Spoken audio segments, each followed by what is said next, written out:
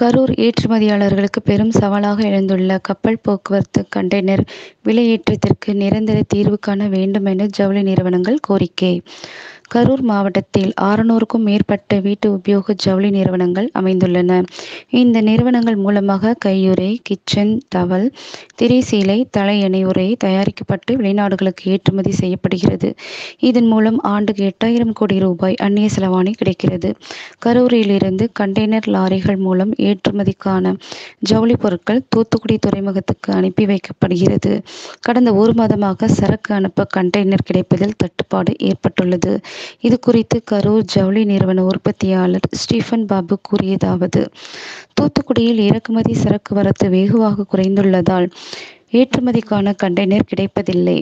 பயங்கரவாதிகள் அச்சுறுத்தல் காரணமாக செங்கடலை சுற்றி கப்பல் செல்கிறது. 40 அடி நீள கண்டெய்னரில் ஐரோப்பிய நாடுகளுக்கான பொருட்களை கொண்டு செல்ல $1000 இருந்து $5000 கட்டணம் உயர்த்தப்பட்டுள்ளது. கடந்த 1 மாதமாக சரக்கு எடுத்துச் செல்ல கண்டெய்னர் தட்டுப்பாட்டால் சரக்குகளை உரிய நேரத்தில் அனுப்ப முடியவில்லை.